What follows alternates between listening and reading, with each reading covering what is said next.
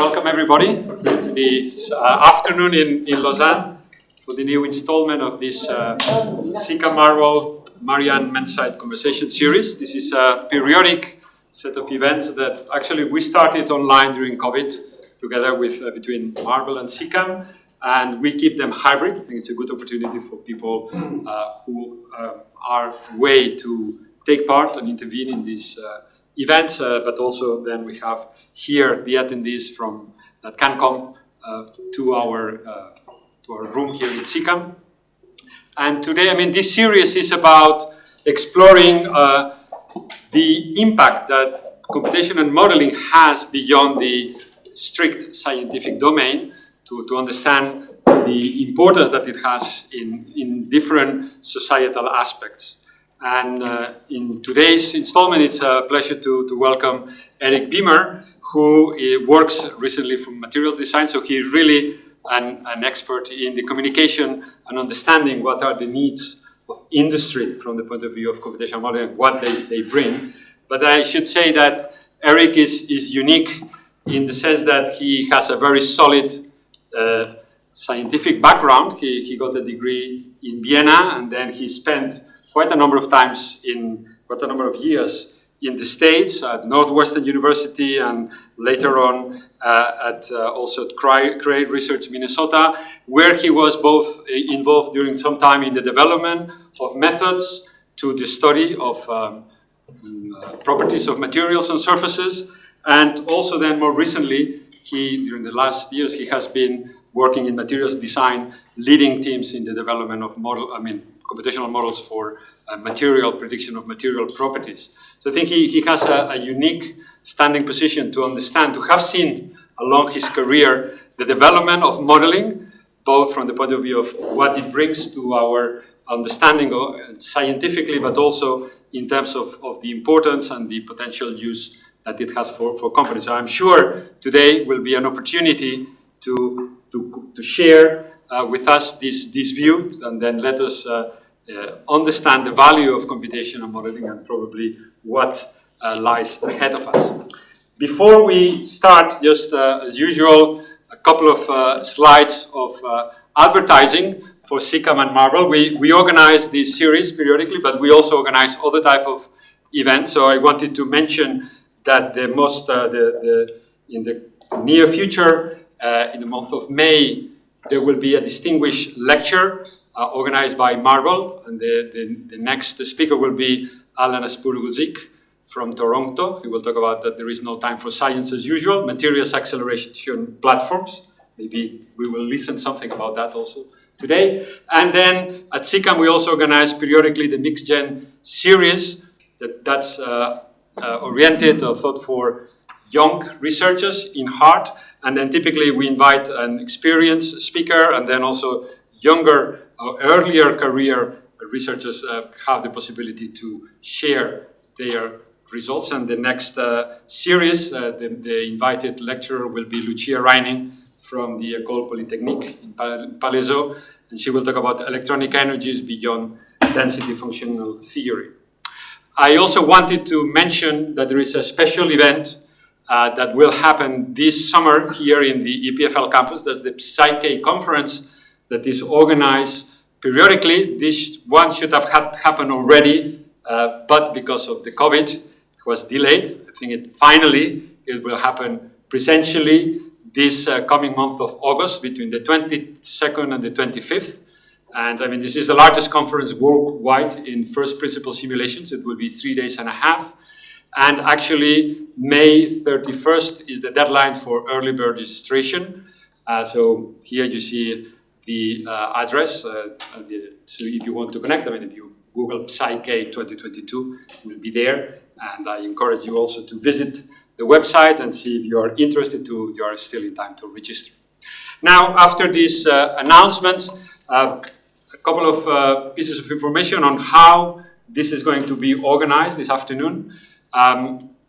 We try to get a relatively flexible format to get in the environment to discuss and to have a possibility to talk with Eric. So there will be first a presentation by Eric, Fascination and Industrial Value of Materials Modeling. Then there will be a moment for questions and answers on his presentation. And after this first part, then there is a second part, which then will happen here on this table, which is more an interview and recollection. So it will be a more informal conversation that will be moderated by Bill Corton, who is professor here at the EPFL, and who is, it's a pleasure to have him here with us. And then we will finish at 5. For those of you who are physically here, then there will be an aperitif to finish off and also give you the opportunity to approach more directly Eric if you wish to. Now, for these hybrid events, it's important a bit to, I mean, we are used to them, but just to understand the etiquette on how we should behave. For those of you who are remote, you are joining through a Zoom event. You cannot activate your video or your mic. You cannot use the chat. All the communication between you remotely and us here in the room is through the Q&A channel. So both for the questions after Eric's presentation and for the interview and the dialogue with Bill, you can pose your questions anytime.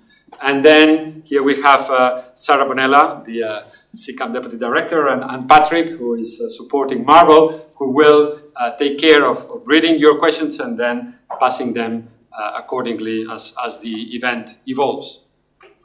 And for those of you who are here, when we have the questions, then you can naturally ask the questions as we normally do for face-to-face meetings.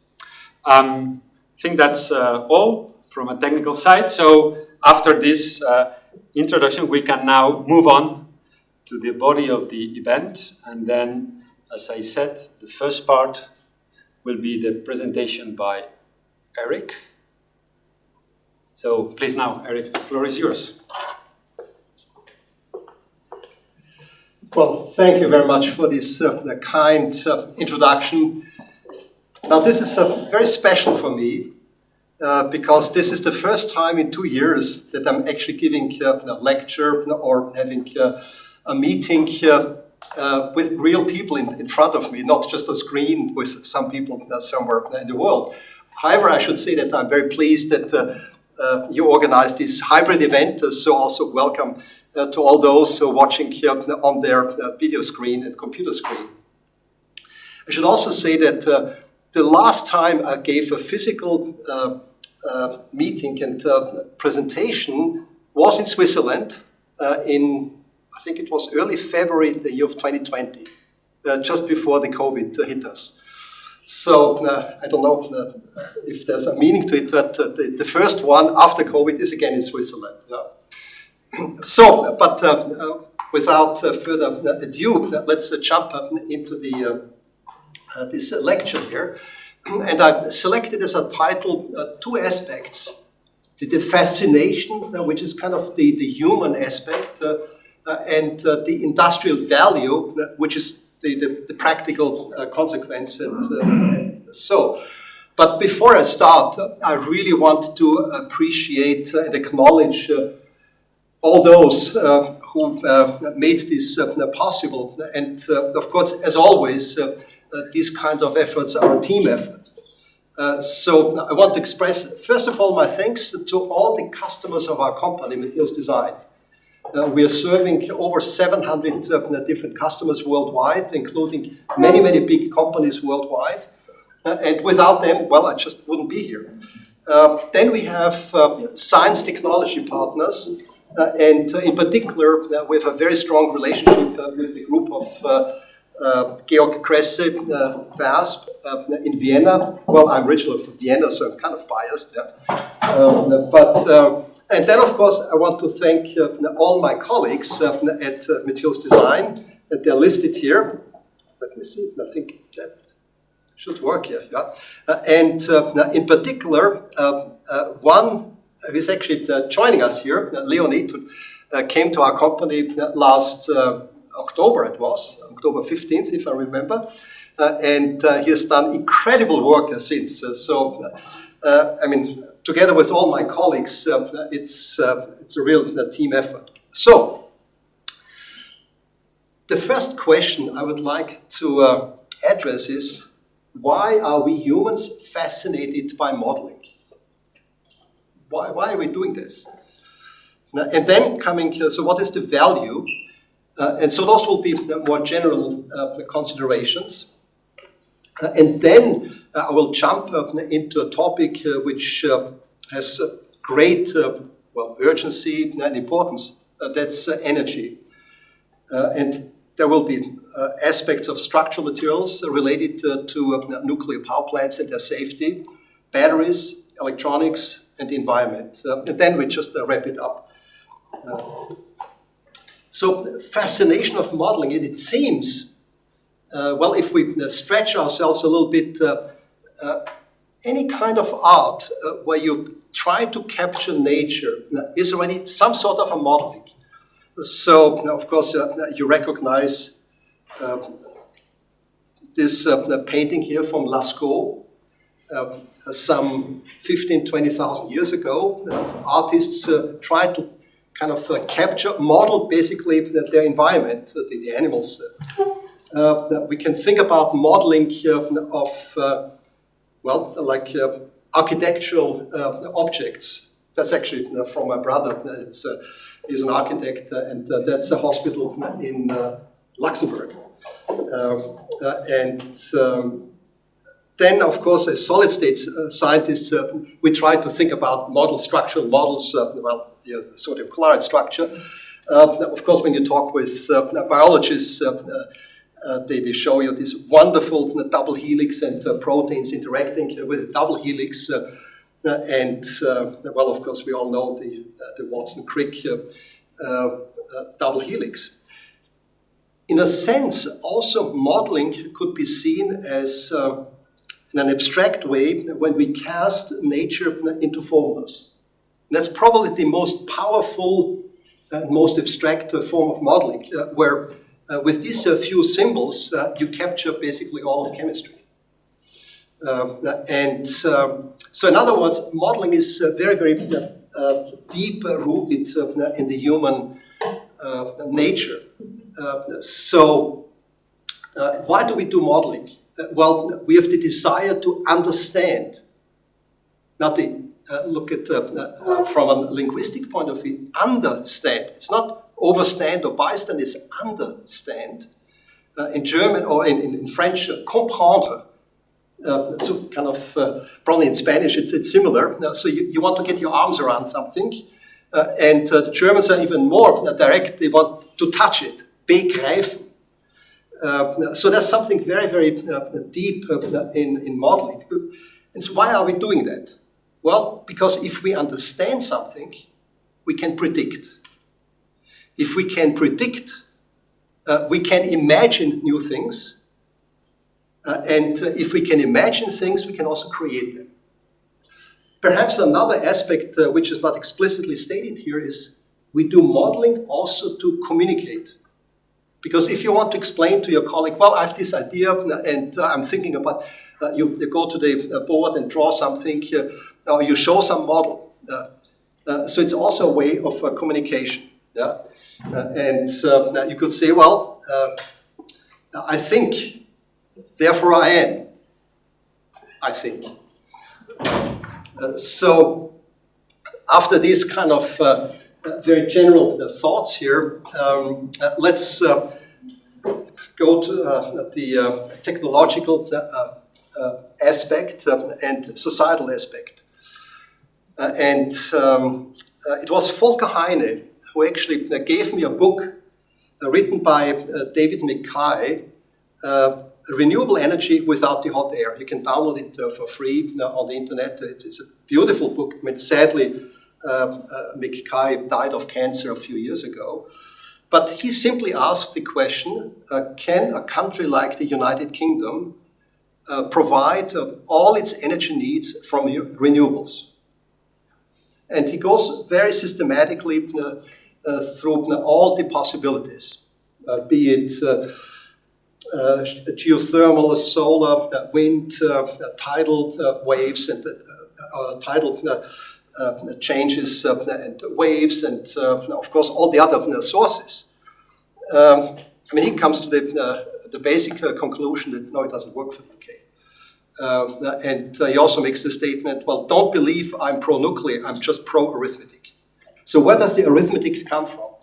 Well, when you look at where do we spend our energy, and so we, on average here, a European, a Western European person, we spend something like close to 200 kilowatt hours per day per person. And where does it go? Well, it's kind of sobering.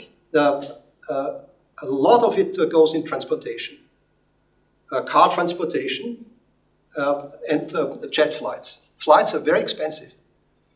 And another major chunk, of course, is related to housing, meaning hot water, heating, and cooling to some extent.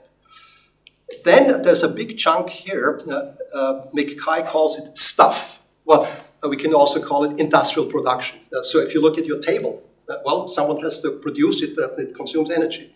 Someone makes this concrete here, someone makes the paints, and on, yeah?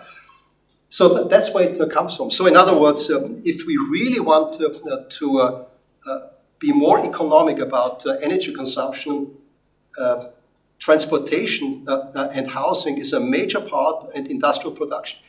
Now, amazingly enough, look at lighting. It's basically peanuts. Doesn't matter, basically, in the big scheme of things. So if you say, oh, I have LEDs and now I'm really green. Well, as an engineer, you say, well, okay, fine, it's good. I should do it, but it doesn't change much. You should look at here. You should look here. And then ask, well, what does the energy, the primary energy, come from? And this is the last 20 years, the trend. Coal, oil, natural gas. We are burning the fuels, the fossil fuels that nature has given us and created over the last 200 million years. And we're about to burn them in about a few hundred years. That cannot go on. I mean, that's really the tremendous challenge that we have. Yes, we have nuclear with all the caveats, all the dangers, but also all the promises. We have hydro. I mean, Switzerland is in a very, very good shape here. Now, you go to Barrage de Dissens, fantastic geographic. You get several glaciers feeding into this, and then you have basically 1,000 meters a difference between the power stations and the reservoir. And of course, I admire that the Swiss, I mean, they buy during the night the cheap nuclear energy from France for next to nothing, pump the water up there, and then when everybody needs electricity, they open the valve and sell it for mit erheblichen Kosten. So that's hydro. And then there's others. Now, clearly, there are wind turbines, there are the solar, but they're intermittent. And what we forget is behind each wind turbine, you need a gas turbine. So the gas people love wind turbines because it's intermittent and we don't have good, sufficient energy storage. Yes, you can pump energy. But so those are really the challenges, and that's reality. And we all witness the geopolitical consequences of that situation here. So, with that, let's jump in. What can we do with materials modeling? And what is actually being done? Really, one of the driving forces is, well, reducing energy consumption and reducing CO2 emission. Now, we work quite a bit with the Electric Power Research Institute in the US. It's a non-profit organization that organizes pre-competitive research among all the power utilities. So that, especially in the nuclear field, there's a lot of sharing of information because nobody wants an accident. And so, I mean, here's the kind of the physics fascination. When you look at the energy content, coal, you're burning coal, you're getting about 4 times 10 to 2 kilojoules per mole out of coal of this reaction here. And if you make fission of uranium-235, you're getting 8 orders of magnitude more energy. Now, translate that into mass. So you have, let's say, a piece of coal. Well, the equivalent of energy that you have, you can almost put it on a single pixel here. So furthermore, when you burn coal, you're producing CO2, coal or other fossil fuels. Where does the CO2 go? Well, it first goes into the atmosphere. And when you look at, especially from space, at our atmosphere, it's extremely subtle and vulnerable. Now, on the other hand, if your nuclear energy, yes, you get nuclear waste, and there are ways to manage that and also reduce it, but it ultimately ends up in the ground, and you're polluting the lithosphere rather than the atmosphere. So again, a choice to make. I mean, there's always going to be some downside. So, furthermore, we say, well, why not going after fusion? And we all know that this big project, a global project going on in Cadarache in France, on the ITER, which is essentially still a big physics experiment. Yes, it's a step towards fusion energy. There's an effort in the UK on fusion energy, and of course, fusion energy, the jet has been successfully demonstrated. It works. The Chinese have demonstrated they can run it for several minutes, and it's real. But think about it. In fusion energy, and the easiest, in inverted comma, reaction is deuterium and tritium, giving you helium with 10 to the 8th kilojoules per mole, and neutrons. So 10 to the 9th kilojoules per mole of energy that's released in very fast neutrons. And that's a problem. How do you convert these very fast, dangerous neutrons into usable energy? Well, you bombard it and absorb it by, for example, tungsten. Well, you can imagine the radiation damage that's caused in the tungsten and all the problems. And it will activate everything that's around. Yeah?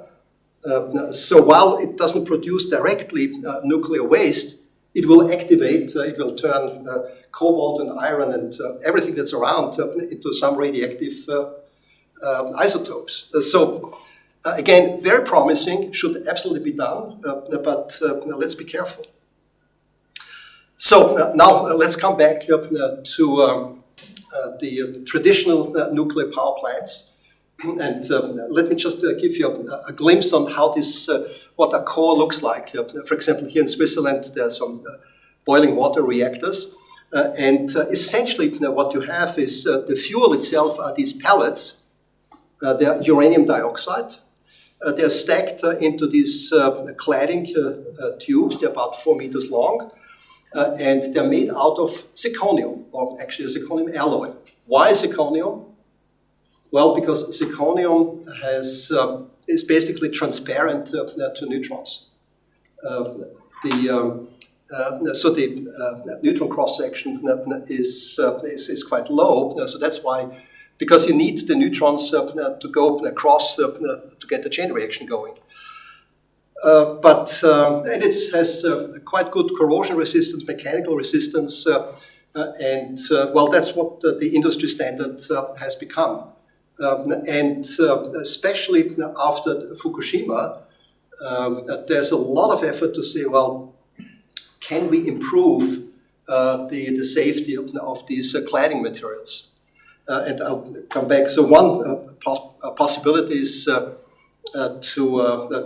why is that, and I'll come back to that in a second. But one of the problems of any kind of material that you put in a reactor is you have neutron irradiation causing irradiation damage, and radiation damage can lead to dimensional changes and deformations.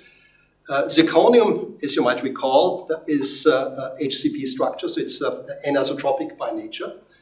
And when you irradiate it, it expands in A, so in the planar directions, and shrinks in the Z direction. Because of the tubes, that they have some texture from the manufacturing, that can lead to deformation. Now, these fuel tubes, this cladding, are bundled together in these fuel bundles, and in between you have these control blades, basically boron-containing steel that absorb neutrons so they can control the reaction, but you need to move them up and down. So if you get these channels deforming because of irradiation, then your control blades may get stuck. Now, that's not a good thing to happen. So you need to understand what is causing this deformation. So that was one topic. So how do you model that? Well, here's the experimental fact. That's pure crystalline zirconium.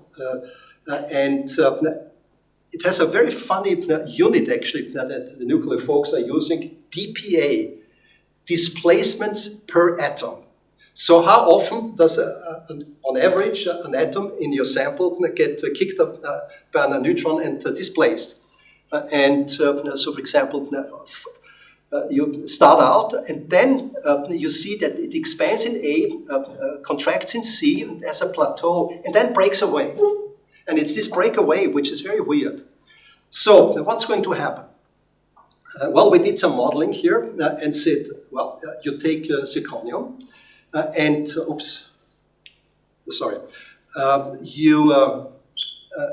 when a neutron hits the material, it creates a so-called cascade.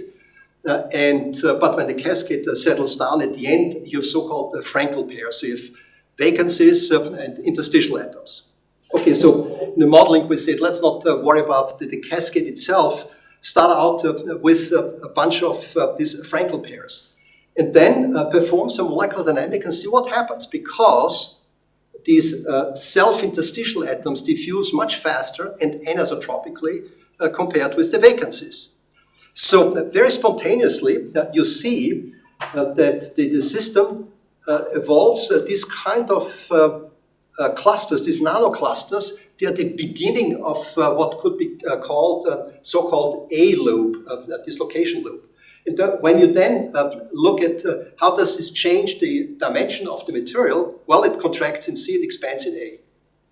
So probably this first part is caused by this formation of these A loops, and then they accumulate and modeling the breakaway that involves then vacancy C loops, and we've also addressed that. But here the challenge is, well, you can do molecular dynamics, you get a good interatomic potential, and well, Bill is a great expert in that, right?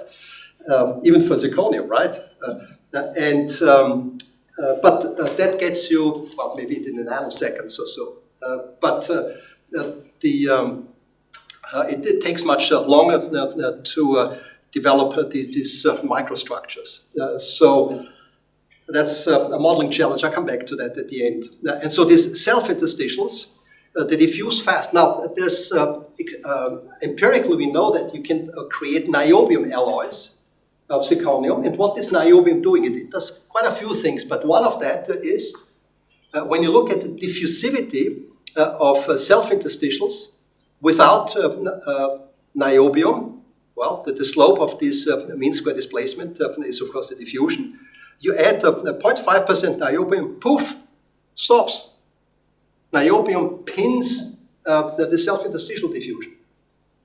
And so when we talked about this to our friends at EPRI, they said, well, this is great because it takes right now about 20 years to get a new material in a nuclear reactor certified and approved by the Nuclear Regulatory Commission. And they always ask the question, well, when you make an alloy, do you understand what you're doing? And they said, well, this was a nice piece of information. Yeah, we know what niobium, among others, is doing. But there's another problem with the zirconium, and that's a nasty one. You get this oxidation with water, because you have hot water under pressure, and it detects zirconium and forms zirconium oxide and hydrogen. Now, actually, what happened in Fukushima when we lost the primary, the cooling of the system.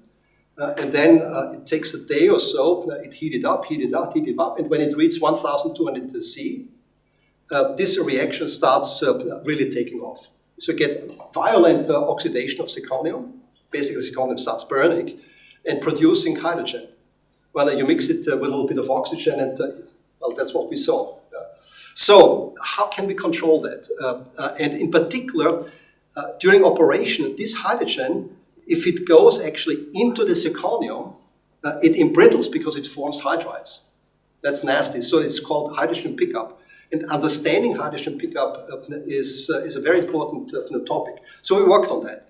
So if you take an oxide and expose it to water, then in case of zirconium oxide, nice quantum mechanical calculations show you the water molecule dissociates on such a surface, forms kind of OH bond here, and the other OH group goes onto the unsaturated zirconium, and you've basically hydroxylated the oxide. And then you can have this hydrogen diffusing along, and that was the common wisdom of hydrogen transport through the oxide into the metal. And then we said, well, wait a minute. What about the following situation? If you had, for example, a little crack in the oxide, and in the oxide you have a vacancy, what will happen? Well, the water molecule will interact with the vacancy. It will immediately remove this oxygen from the water, and the oxygen goes into the place because this oxygen is very happy in zinc oxide. And then you have the two hydrogens. Now, the two hydrogens, they're kind of, and that's what quantum mechanics is telling us, have two types. There's one which is kind of we can call it acidic hydrogen, so it's slightly positive, but then the other one binds to the zirconium and is negatively charged, so it's hydridic. Now you have two hydrogens, one positive, one negatively charged. Well, they like each other, form a H2 molecule, and off it goes. So now you have basically a reaction of water with a vacancy forming right away molecular hydrogen. Now, if that molecular hydrogen continues and diffuses into a crack, it may reach down all the way to the metal oxide interface. And there was some beautiful experimental work done by the group of Chris Grosvenor in Oxford using TEM, showing that indeed close to the metal oxide interface you do see nanopipes and nanopores. But the trouble is with the TEM, the resolution is, well, a few nanometers. But what the simulations then showed us, that it is enough for this cracks or pores like 1 nanometer for hydrogen to diffuse.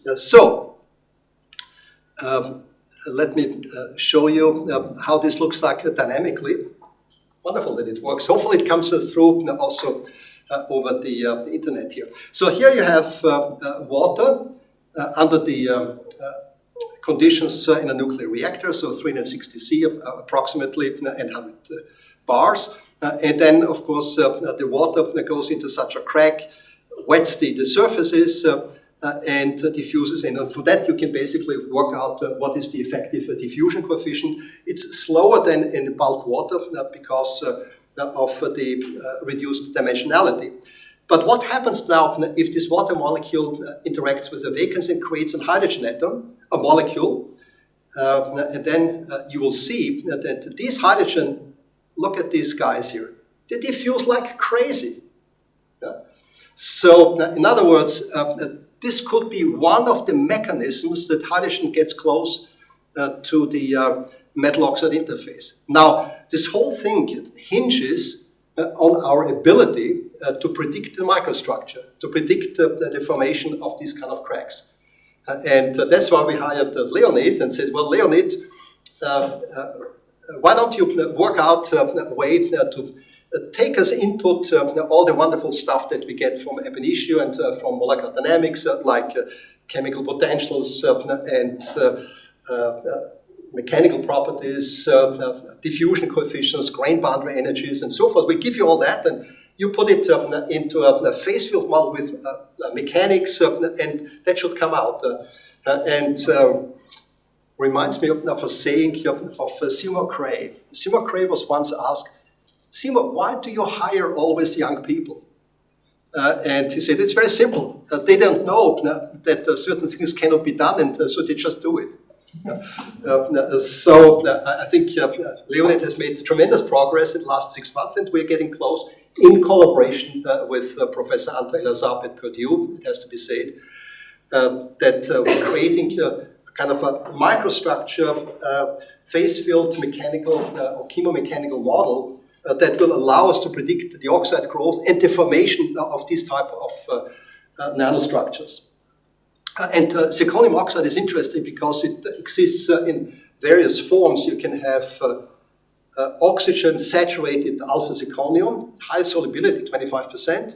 Then it forms a metastable monoxide, then a tetragonal phase, and finally the monoclinic phase. And they all have different properties and different volume, and especially the monoclinic is less dense, so it expands. So if you get a phase transformation from tetragonal to monoclinic, it's like an earthquake. So, let me see how I'm doing in time. Probably I'm running too long, right? You have half an hour. Okay, wonderful, because there's still quite a few things to tell you. Electronics. You would think that we're making a big jump here. And by the way, with that device, you can get a Nobel Prize. It is Jack Kilby's first integrated circuit. Done in 1958 at Texas Instruments in Dallas, Texas.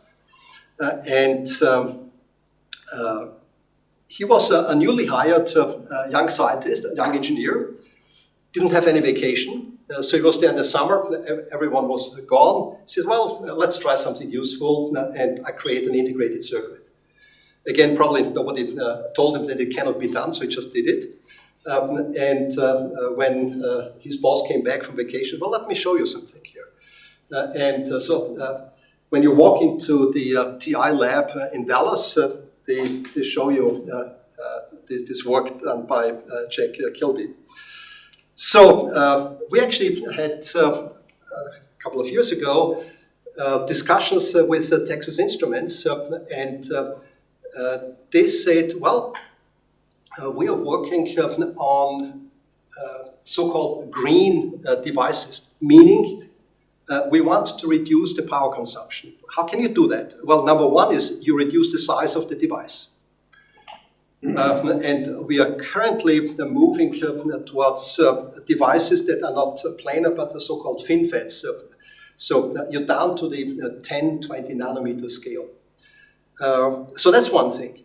The other one is, if you have a metal oxide semiconductor, you want to tune the alignment of the Fermi level of the gate metal, which turns out to be titanium nitride, a beautiful material. It has a golden color, very, very nice. So that's the gate metal. And then you have the oxide. Because of the reduction of the size, the industry had to go to so-called high K dielectrics. So the winner that you probably have in your devices is hafnium oxide. Hafnium oxide, same structure, same crystallography, same chemistry basically as zirconium oxide, monoclinic, tetragonal, same structure. Here's the link between nuclear energy, oxidation of zirconium cladding, and high K dielectrics. And then you have the channel. So if you can tune the alignment of the Fermi level of the gate with that of the semiconductor underneath, and you need to do this for both for the P and for the N, then you can reduce the power consumption. And then there's a third option that you have, is you do have a contact between kind of a copper wire and the channel, and that's usually very heavily doped silicon like or nickel silicides. And you want to minimize the Schottky barrier between the semiconductor and these heavily doped. So there are also tools we have addressed that. But let's focus on this issue about the gate metal here and the alignment of the Fermi level. So schematically, you have a channel, for example, silicon, and you have a band gap. You have the gate metal that has some Fermi energy, and schematically, this is related to the band edges in some way. So what you want is for the N-type, for the P-type, where you have a hole, you want that Fermi level very close here, so that by changing this just a little bit, you can turn this on and off. And similarly, for the N-type, you want to move it up here. Now, that is a little bit harder.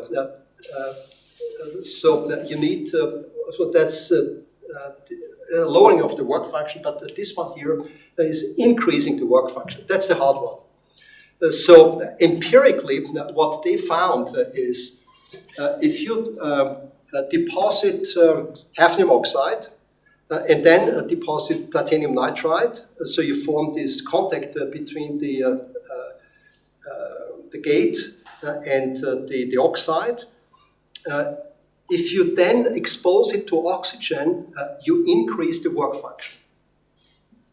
And the engineers there said, so obviously what's happening is that titanium nitride, as you deposit it, has nitrogen vacancies. If you pump in oxygen from the outside, you're filling the oxygen, you're filling the vacancies with oxygen. That must have an effect. Well, it makes sense. And we were in dialogue with the guys in Dallas, and they said, well, can you model that? Well, in a moment of weakness, we said, oh, sure. So this was the first model, and we said, well, let's create a model of titanium nitride on hafnium dioxide. First, we asked them, do you know hafnium dioxide? Which form do you have? They said, well, we don't know. It's probably amorphous. Okay, well, we said then we take the monoclinic phase, which is the stable phase, and take the surface that's the most stable surface. And that's our model, and put the titanium nitride down here. That gives us a kind of an electrostatic potential, and that you do this macroscopic average, and well, you get this baseline. Then we said, okay, well, if it's true that you add oxygen into tinitride, we should see a change. We put it in, and nothing happens.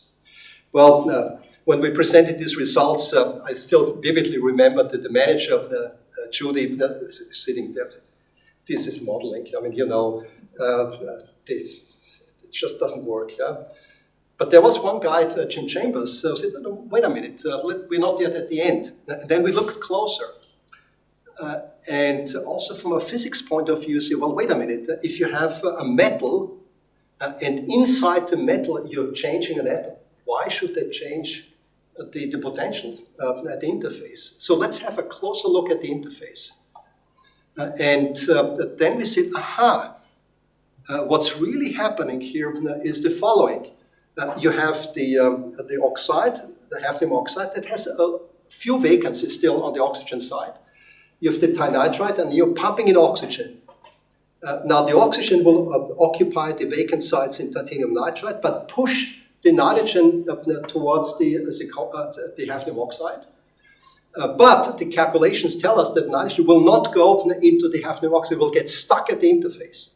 So you're piling up nitrogen at the interface. So we said, okay, here's what we do.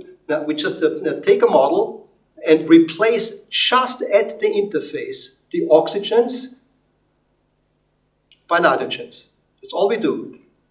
And lo and behold, you get a big change in the effective work function. Well, the reaction was, wow. So the modeling can really tell us something here. And we published that, and unfortunately, Texas Instruments later on gave up on this development. but it was a nice story. And so in other words, if your model predicts something that seems to be in contradiction with experiments, don't give up. Question the experiments. Or quoting my mentor and late Art Freeman, never trust an experiment unless verified by a good simulation. Well, I can say this here at CCAP. Okay. Another way related to energy is energy storage, batteries. We've made tremendous progress over the last 20 years in our batteries. I mean, our laptops, our cell phones, and many other devices live and die with the batteries. Mine seem to have died right now. In any event, but gracefully, not like this here, where a laptop that just blows up. And very recently, I think in the last few weeks in Paris, they are running buses with lithium batteries. And two of the buses just burst up in flame. Nobody was hurt,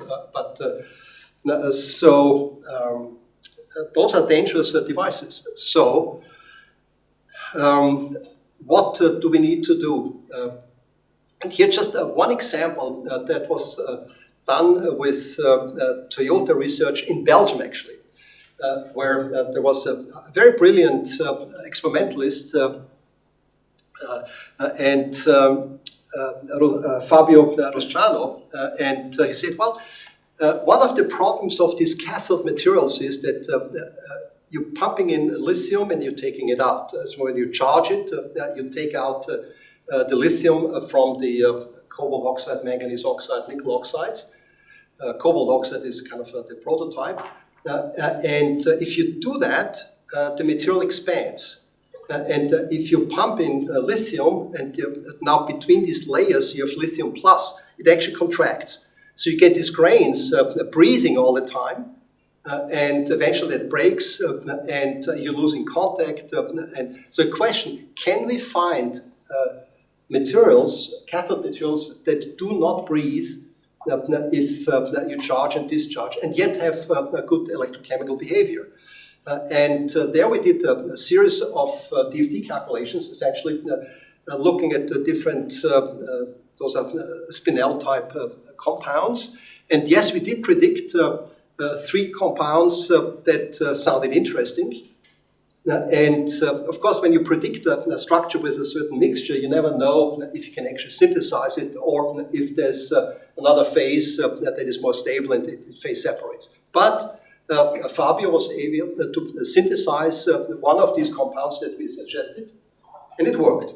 So that was a bet. Now, they have the good electrochemistry, they have this good mechanical property, but probably the mobility of lithium is an issue. So you want to screen all kinds of different compounds, and that's just an example that you can use high throughput calculations to go through like the ICSD library and say, well, what's the binding energy of lithium and of these compounds? But coming back to my early statements about modeling allows you to imagine. Imagine we could simply replace lithium by, say, calcium.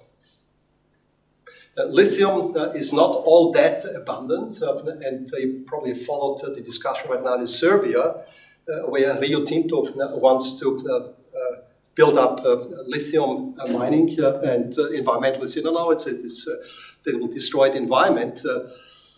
Well, you cannot have it both ways. I mean, you cannot have cell phones without lithium, but maybe you can.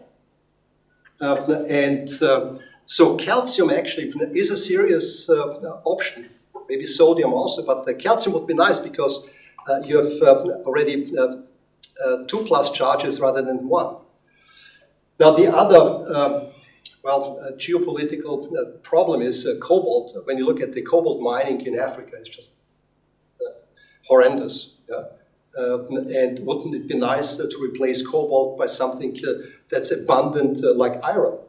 Well, iron 2, iron 3, or even iron 1 iron 3 would have the redox capability. And there are lithium iron phosphate batteries. I think there's a lot of opportunity to be environmentally responsible, work with materials that are common, like calcium and iron, and yet get good performance. But moving on to yet another field, I have to admit that in our company, sailing has a certain connotation. Because in the early days when we started the company, well, we didn't have much money, so bringing everybody and paying for hotels was expensive. So we said it's much cheaper if we hire a boat, and since we are spread out over the different countries, so this is a good team building. So when we started the company, that was in Le Mans, in France, not too far away from Brittany, after all. So we rented boats, and one of my colleagues, Walter, is a very good skipper, and so we rented a boat, and hence the connection with sailing. And of course, the real reason we hired Leonid is that he has a skipper patent, right? But he also does some good work. By the way, this is a boat that's Armel Lecléache. He won the Vendée Globe a couple of years ago.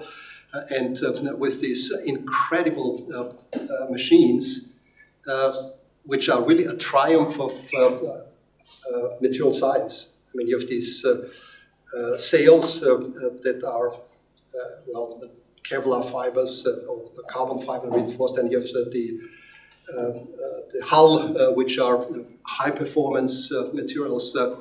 And in particular, you have these foils and so forth. So, I mean, a lot of high-tech in there. So what can we do actually in modeling with in this polymer area? We have colleagues in our company, especially Dave Rigby, who are really experts in polymers.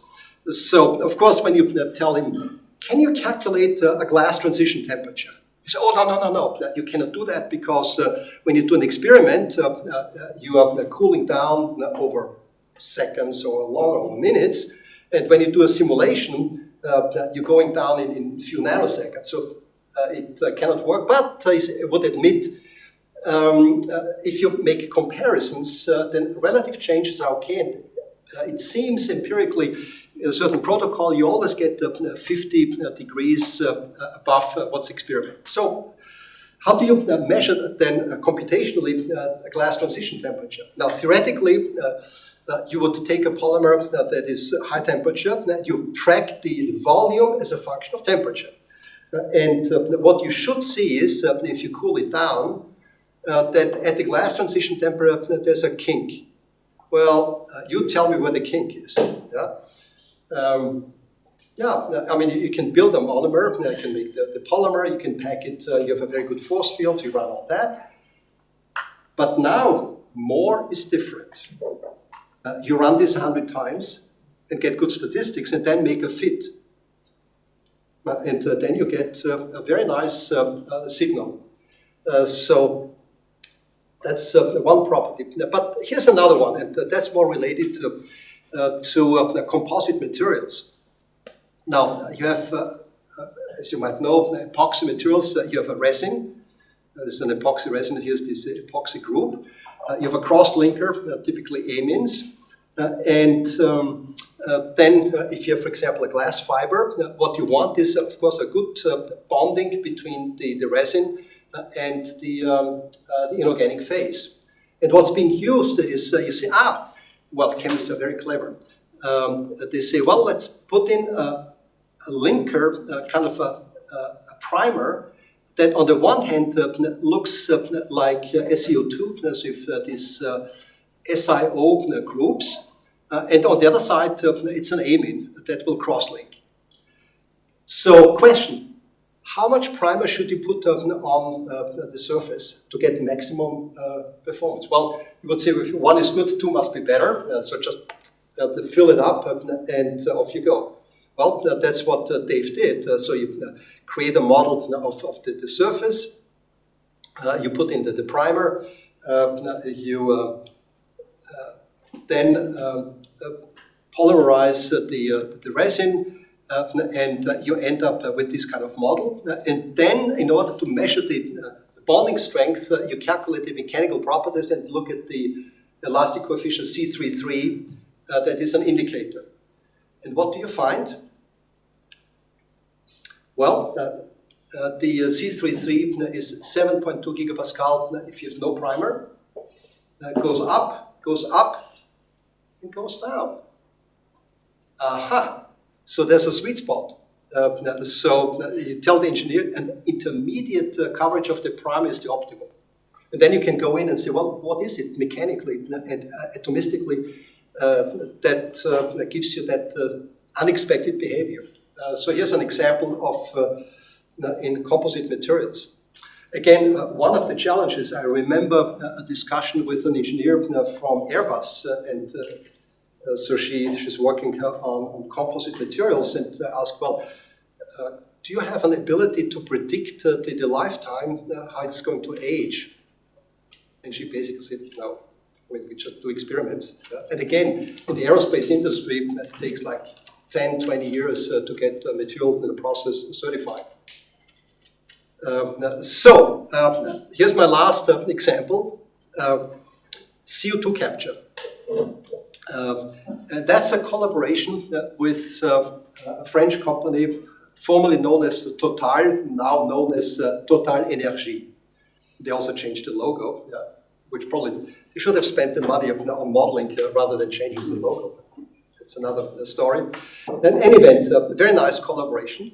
And the problem was the following. When you have natural gas, it contains CO2 that you want to remove. It also contains H2S, and that's another story, but it's about the CO2. So the question is, the current process is you have an aqueous solution of an amine, and then the aqueous solution, you basically bubble the gas through this aqueous phase. You get an exchange, and you capture the CO2, and then afterwards you take the liquid phase with the CO2 and you regenerate. So, and that costs you energy. So you want to balance the absorption and the reactivity in the first part with the energy that's needed to regenerate, that you want to minimize. So how does CO2 absorb in an aqueous solution of an amine, and can we model that? Here I worked with our colleague Xavier Rosanska, and I can tell you it was tough. Because at first thought, oh well, when you have CO2, you first get a physisorption, you calculate the Henry constant from perhaps molecular dynamics, and then there must be a reaction between the CO2 and the water and the amine, forming HCO3 minus, and that will be the form in which the CO2 is ultimately dissolved in an aqueous solution. Well, you try to model that with quantum mechanics and you find out you just don't have the accuracy. So we scratched our head, and then we said, well, maybe the mechanism is such that the amine, when you put it in water, reacts with water, forms OH minus, and then it's actually the reaction of CO2 with the OH minus forming this one here. This reaction will have a certain barrier, and the barrier will change if the free energy of this part in solution versus this part changes. How do you calculate the free energy difference? Where solvation effects play a role, you get a very, very good force field, and you run very long molecular dynamic simulations to get all the cooperative effects, and lo and behold, it worked. That took us about over a year to find out.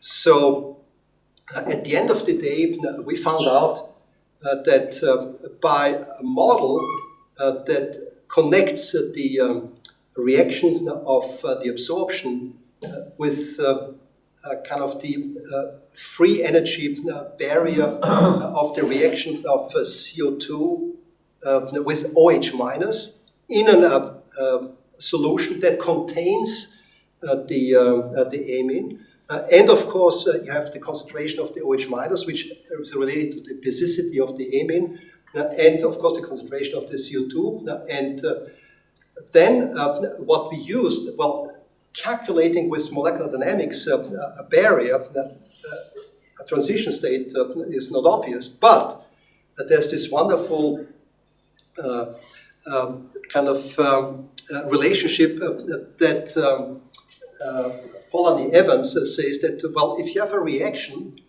going from this part to that part, namely from solvated of these two species to that one here, if you change the relative energy, then you also change the barrier. So all you need to do is you calibrate on, for example, pure water, where you know the experimental barrier, and then use Polanyi Evans, and then it turns out we got an accuracy of 0.2 kilojoules per mole. That's what's needed to get this correlation. So the bottom line is that that was published, and Svenja can talk about this together with Frédéric Demillière from Total Energy. And we're using this now to improve these materials. Now, I should say that now what's being done is that we use modeling to predict new candidates. There's a collaboration with a group in Strasbourg that uses machine learning to build correlation models, because we can generate a lot of systematic data, and then a collaboration with of Total with the École des Mines in Paris who do the experiments, and so that's happening. But clearly, the simulation is now guiding the choice of these amine solutions, and it has to be said that chemistry can be, especially industrial chemistry, can be extremely subtle.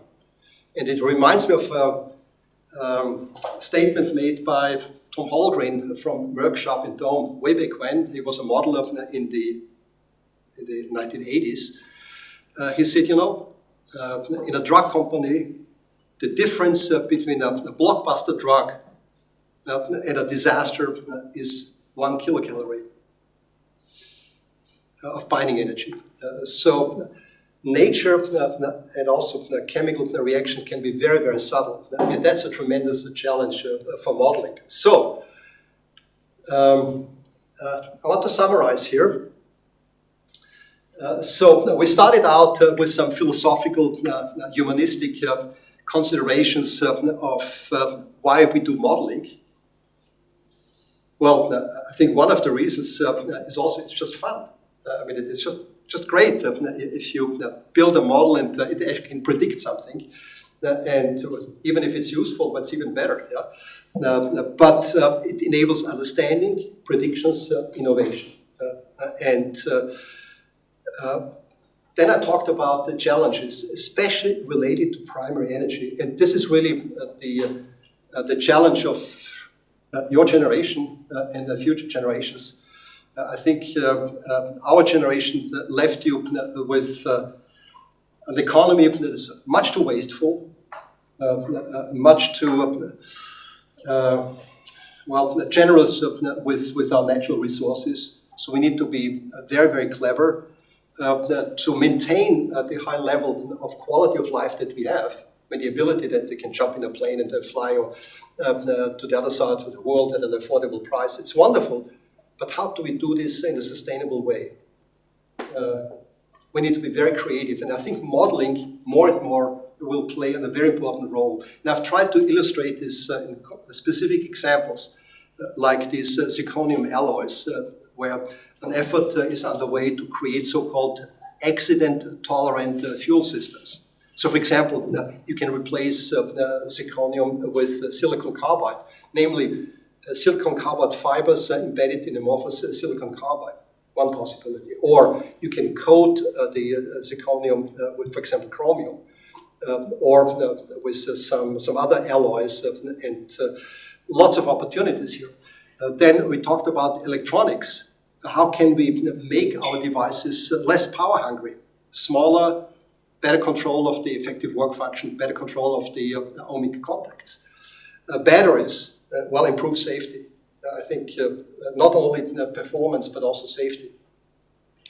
Polymers, I mean, yes, they will play an increasing role and for all kinds of structural materials, especially as we build very lightweight structures, first in the aerospace industry. I mean, for example, you take an Airbus 350 or the Dreamliner from Boeing. I mean, they're basically plastic.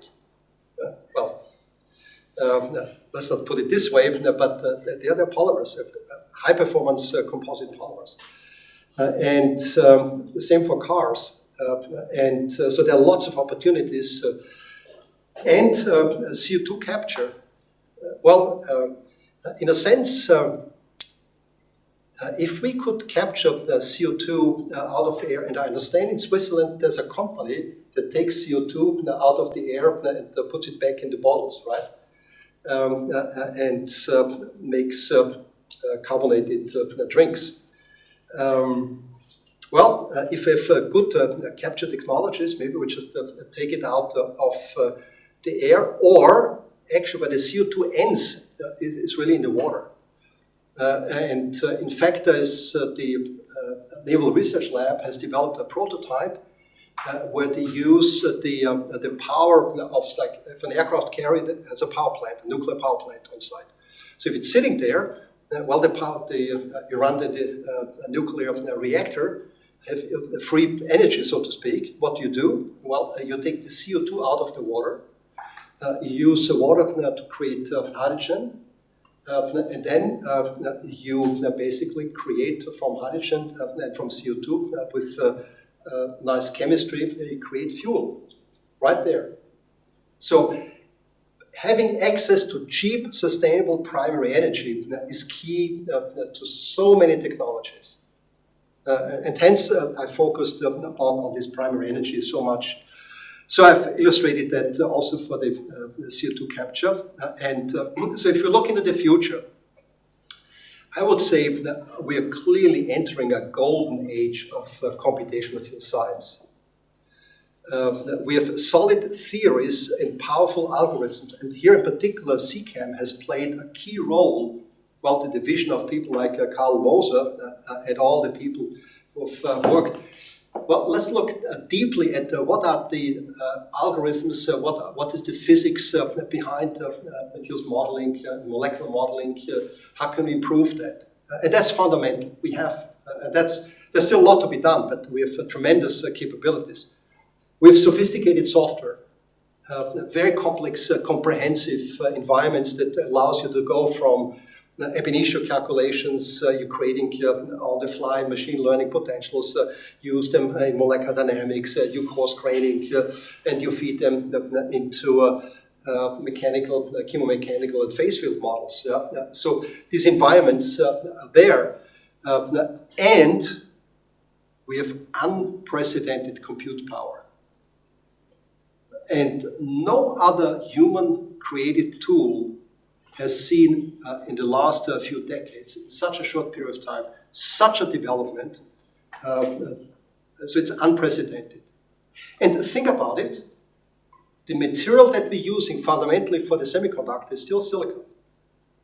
It has not changed in the 50 years or so, but we've learned to make it better, better, better. And that's what industry is all about. It's this persistence, this industrious activity that you really keep at it. I mean, when you look at really successful companies worldwide, take, for example, in the car industry, we have good relation with good friends at Toyota. I mean, they're really, when you talk with the engineers, that they're almost obsessed by saying, I want to make things better and better and better and safer and safer and safer.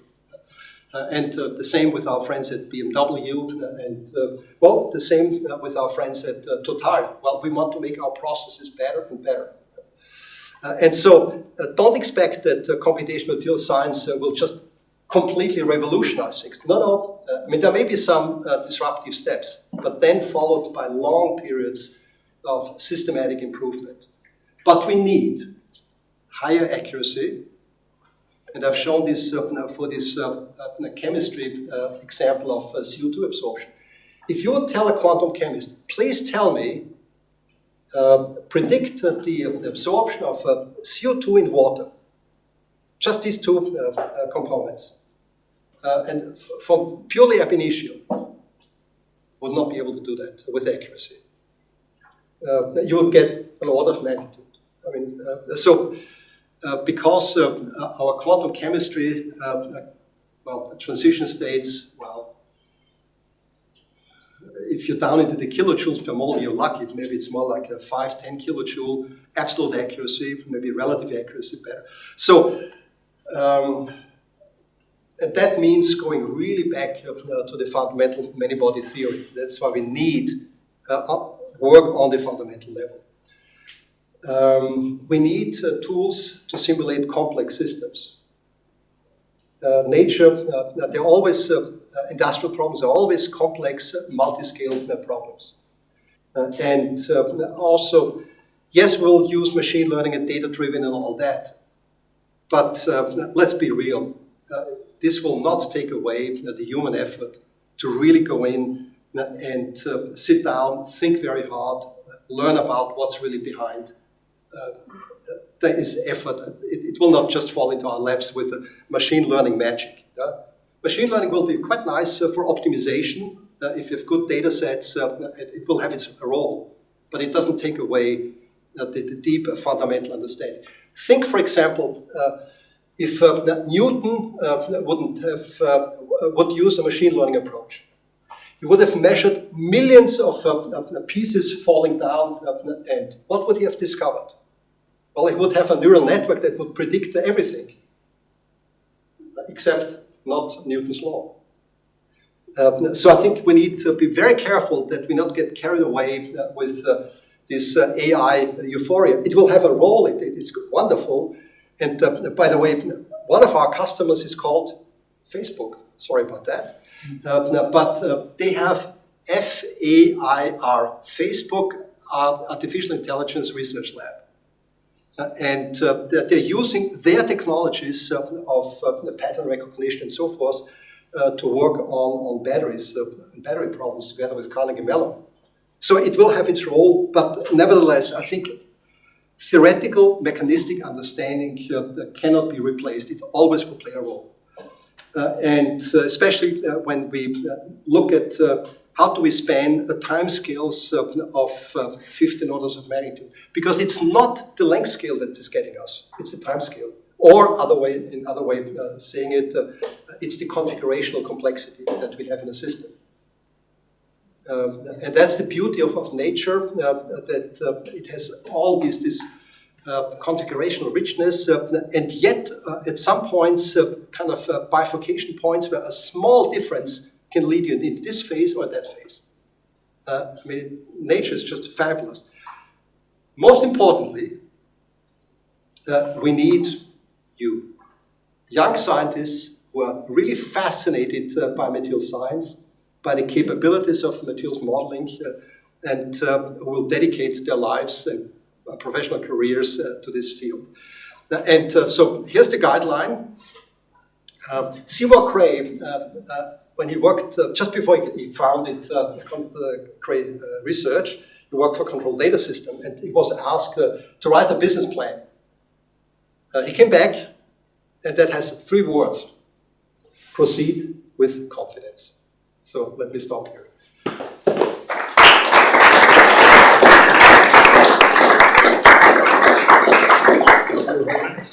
Great for this very engaging presentation. Now we have some time for questions on the presentation. Yes, Michele? So thanks a lot. It's very, you're really covering many different branches of material science. So one thing that sort of stands out from the examples that you gave is that I would say almost all of those, so you were really after. So there was a technological problem, and you were after a mechanistic understanding of that technological problem, more, at least that was the impression that I had, more than a quantitative, computing directly the figure of merit or whatever is the, so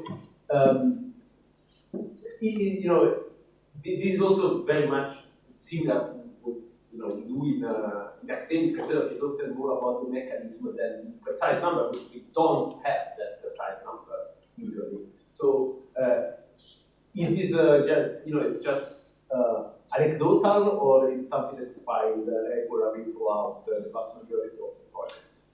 That's a good point.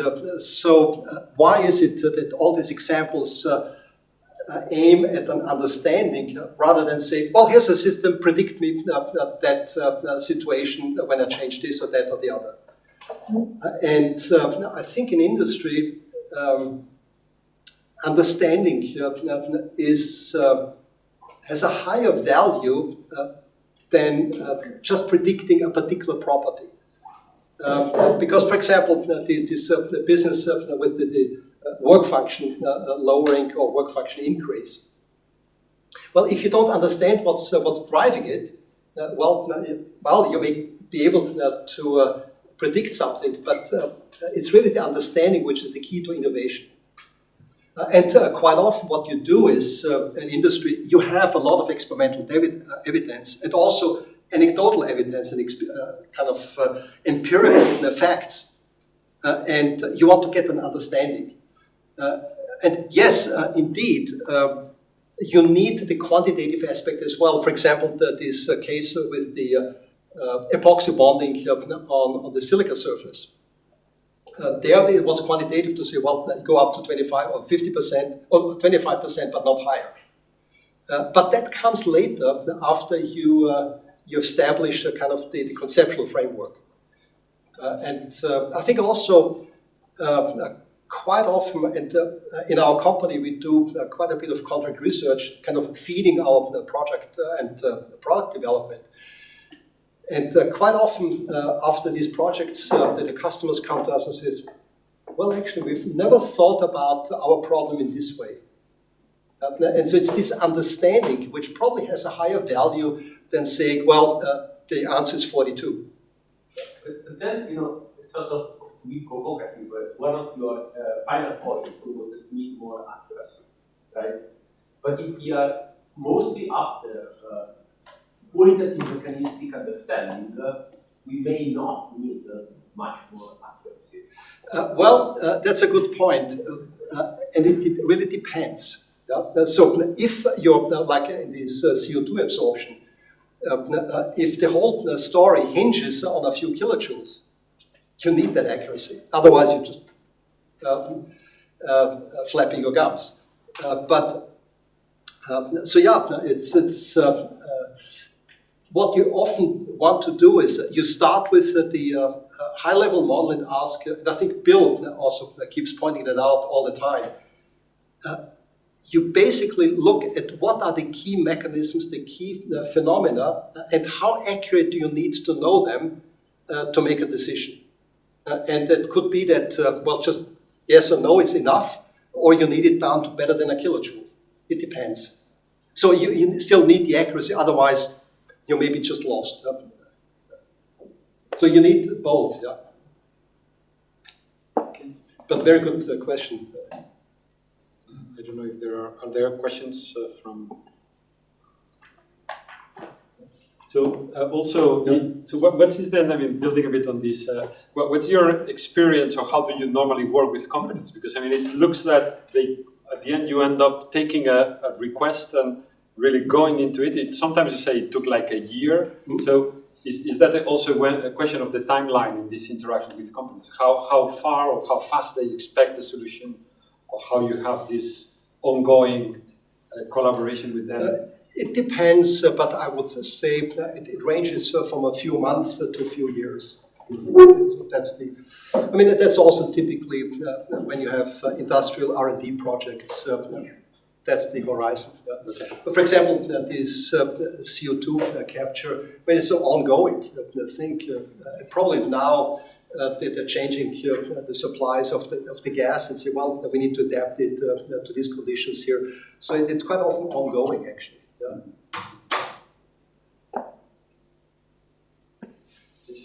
I have an understanding question with the silicon primer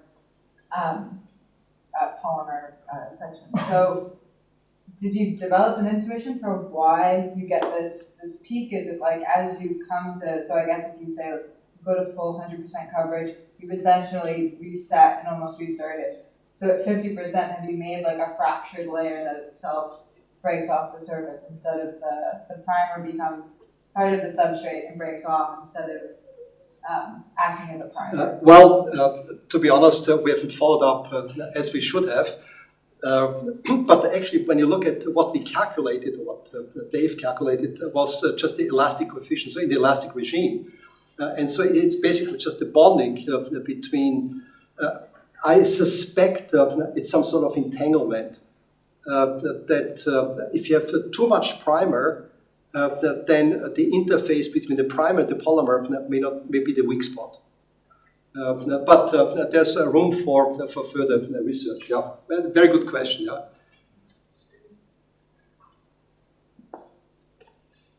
So yeah, I was wondering if you could comment. So it's just more general question. If you could comment on what you think will be the future of materials modeling in industrial research. In particular, I was wondering, so do you think the companies are starting to realize the power of modeling to drive innovation? Are they starting to employ it, or do you think it's still a slow process that will still take some time?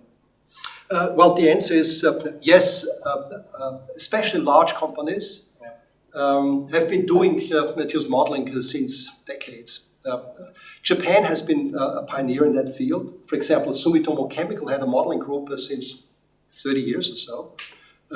BASF in Germany, more on the quantum chemistry side, and also polymer side, also 20, 30 years. So the large companies have established modeling groups. And the field is growing, and I think it's, the progress kind of scales with the awareness of management, and I think it has accelerated simply because now a management layer is in place that has already been educated with these tools. So 20 years ago, the managers had no clue of what modeling could do and were skeptic. So that is changing. So I would say that there's a steady increase, and I mean, companies, R&D is an expense for a company. So you need to be very careful how you invest your money, how you spend money. And the more modeling becomes an integral part of the R&D landscape, the more this will grow. I think there's a steady growth. I mean, I don't see step functions or anything, but I see a steady growth. And quite often we're being asked by companies to say, yeah, I mean, wonderful technology. Can you recommend someone? We want to hire a modeler. So yes, and I think there will be a market and a need for more and more modelers. And that's kind of then autocatalytic, yeah, because that will mean that we'll have more demand. That means more supply on the software side, better software that will generate more interest in academia for careers, and so it will accelerate. But let's be realistic. What can and cannot be done? It will be very dangerous, and that happened about 25 years ago. It was oversold, and literally at the GE, people were fired. Because they were promising things that they couldn't deliver, and out. So that we need to be very, very careful what can be done and what cannot be done. But I think it's the writing is on the wall that this is a technology and a part of R&D that's not going to go away. In the contrary, I mean, it will become more and more problem. And also, I may have sounded a little bit negative about AI and machine learning and so forth. It will have its role, but it will not replace this mechanistic work. You need to think at the end of the day, you need to understand your materials, and you need to understand how your modeling is being done. Sarah, I think there is a question. We have two questions from the people who are following us on Zoom. The first one is from Nicola Natali, who is well known to this community and present in spirit even when he cannot be present in person. So the question, he starts by thanking you for the inspiring talk. And then you did mention the unprecedented development model of computational science. I often call it the 100% return every 16 months. In this, do you feel that our policymakers setting the research agendas have really figured out the correct investment model, for example, supporting hardware development versus software development, or even the career paths that we need? Very good question. So if you're watching, Nicola, buongiorno. Are we making the right policy investments given, and I think that could also be directed at Brussels. Where's the real bottleneck? And I think the real bottleneck ultimately is people and education. So that should be there should be a lot of investment on that side. In terms of software, well, maybe we come back in a discussion. I think Europe is in a fairly unique position to create innovative software and to turn this into real business. We've seen this in the finite element business. I mean, the finite element business, multi-billion euro or Swiss franc, whatever your favorite currency might be. That's a big business. I mean, what are we going to export to the world to keep our standard in Europe? Well, the Swiss chocolate is nice, but Swiss cheese. But I think we need technology and information technology in the form of software, and know-how will be one of the export factors. That's why I think we should actually invest. Yeah? Hardware development. What's happening right now? I mean, it's still, in terms of processors, it's the US. It's a company like NVIDIA or Intel, AMD driving that. Europe, unfortunately, has lost the pedals in this respect in the last 30 years. Although there's always a possibility to innovate and turn things around. But yes, overall, I would say the investment should go into people. I hope that answers your question, Nicola. You will complain otherwise. So, I go with the really second think so. question. So second question from Otello Maria Roscioli. This is a two-part question. How hard is it to sell materials modeling services to manufacturers? And how willing is a customer to share its secret sauce for modeling? Well, of course, companies want to deal with companies because then they know someone that they can sue. Right?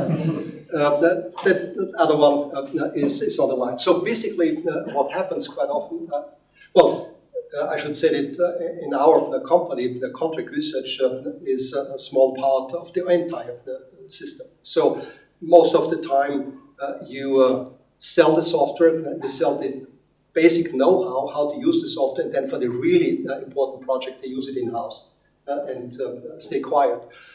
On the other hand, for the more fundamental question, for example, this business with both the Texas Instruments story and the CO2 story, companies are not adverse, actually, at the end publishing that. Well, it could also be published in the form of a patent.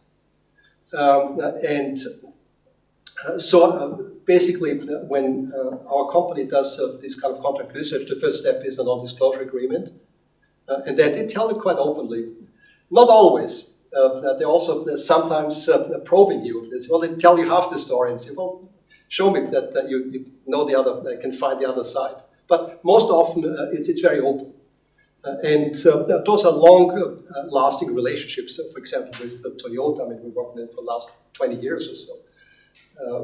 So I think at the end of the day, it's a matter of trust. And especially, as I said, companies want to work with companies because then there's a legal kind of balance there. And that doesn't exclude the involvement of universities, because there may be kind of a generic, longer-term fundamental aspect that's best handled by a university group. So, for example, this business with the high-key dielectrics, that involves the University of Texas in Dallas for some of the experimental work. So, usually, I mean, this confidentiality, yes, it's an issue, but it's usually not a showstopper. Okay, thank you very much. I think it's a good moment to stop. I'm sure there will be more questions ongoing, but maybe we can now move to the second half of this more informal discussion. Yeah, so thank you.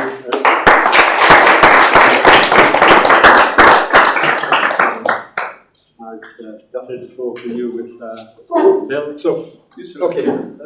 Better view from the camera. Yeah. Grab something. Yes. Drink here. Have a drink. Yeah. Yeah, thank you very much, Eric. Talk about CO2, right? I don't know if we'll solve the problems by making Perrier, but we can try. I really like your title because between the fascination and the industrial value, because I think we have an infinite number of problems we could try to spend our time solving, right? And they're all interesting. But which ones are valuable? Which ones should we spend our time with? And often you have to talk with people in the industry to figure out, out of all this spectrum, some are fundamentally, there's certain things that are fundamentally interesting, but there's lots of really interesting industrial problems that are equally as interesting as more fundamental, or I shouldn't say more fundamental, but other problems. But if you solve them and you provide insight, then they have real value. So I think it's that twist and the paying attention to what's relevant. So I had a bunch, I think actually it was very nice questions people asked, which covered some of the topics we'd already discussed, which helps because I think there's several things about doing things live, and one of them is the apparel.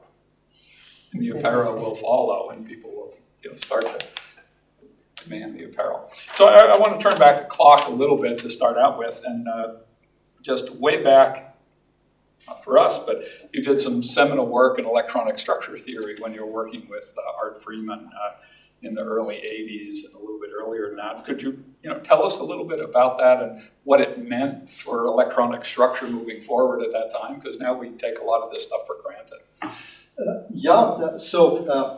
It's a good question. It goes back, I did my first band structure calculation probably 1972 or maybe 71. That was for my master's. And I was working in Vienna at the Technische Hochschule, as it was called at the time. Now it's Technische University. Maybe a little bit of background. Why did this group in Vienna do electronic structure calculations? It goes back to people like Hans Nowotny, who had connections with Plancy. Plancy is a company that makes specialty materials. One of these compounds that they make is like titanium carbide, titanium nitride, vanadium, tungsten carbide, and so forth. And the question, was asked very early on, titanium carbide, isn't it strange? You have a structure that has a sodium chloride structure, it's a salt, like an ionic structure. It has the hardness of a covalent material, and it's an electric conductor. How come? And the answer must be in the electronic structure. So that was kind of the beginning. So then there was a relationship between MIT, this later group, and Vienna. And Vienna got a very early form of the so-called APW program. Now, when you think about it, so this was in the 60s, really. So there were people like Dolf Neckel, who was my thesis advisor, Peter Rastel, Peter Weinberger, and Karl-Heinz Schwarz, who was a postdoc with Slater in Florida. And so there was a connection. And the first step was to turn a non-self-consistent muffin tin program, APW, into a self-consistent. There were people like Peter Herzig, who sadly passed away, very, very good, careful theoretician, Renate Eibler, and others. And so I kind of inherited and got into that group. Now, my PhD thesis was the following, was scandium phosphide. And Neckel said to me, you know, it's kind of strange, scandium nitride, scandium phosphide, they are actually semiconductors, you have an optical gap, but when you do these band structure calculations, they seem to be a metal. Can you fix that? So I did my first band structure calculations on scandium phosphide with the APW method. And that was done at the Supercomputer Center of the University of Vienna, which was an IBM 360, not to be confused with the Workstation 360. So that was basically the spin-off from the Apollo program. That was the biggest computer. It was already transistor-based. Had a main memory. Now the memory was still magnetic core, so these little donuts, with I think 40 kilobits.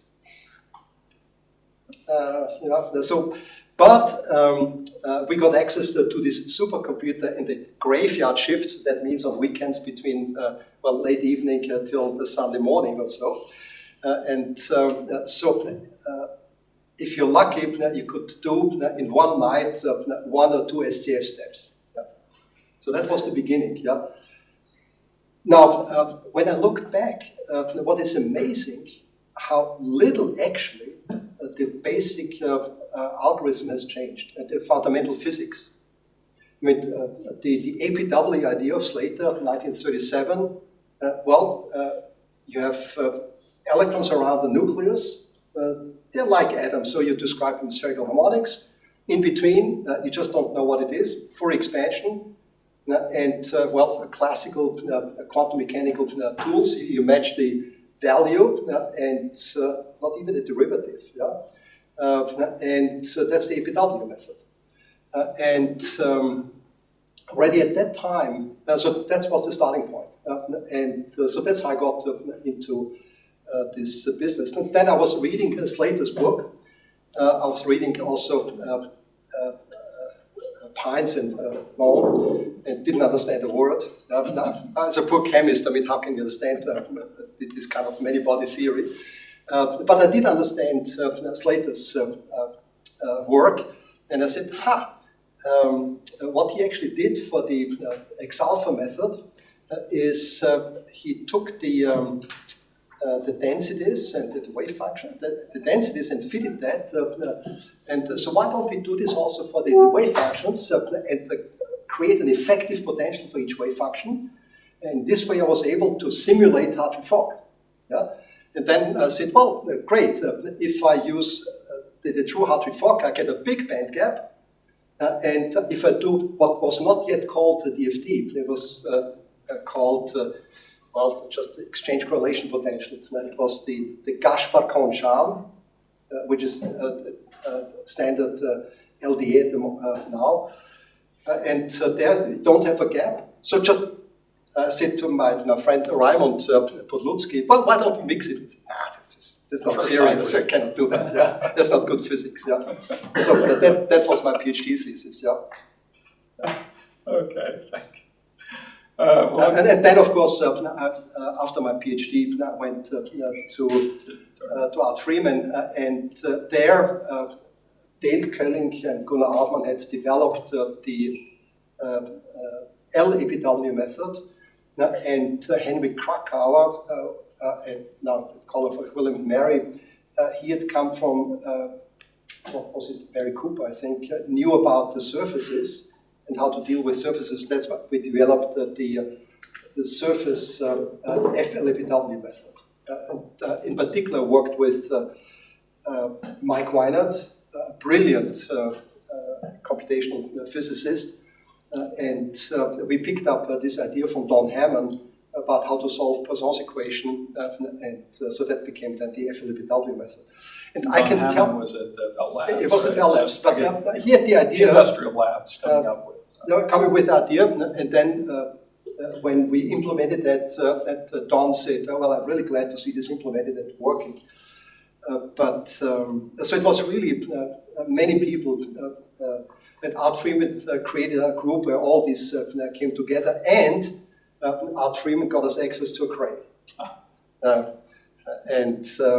Well, that leads me to the next question, because you worked at Cray yes. for a while afterwards, and you told me, but I never got detail about that it was a very interesting environment that had been created. Oh yes. And your experience was unique. So could you a little bit of detail about that?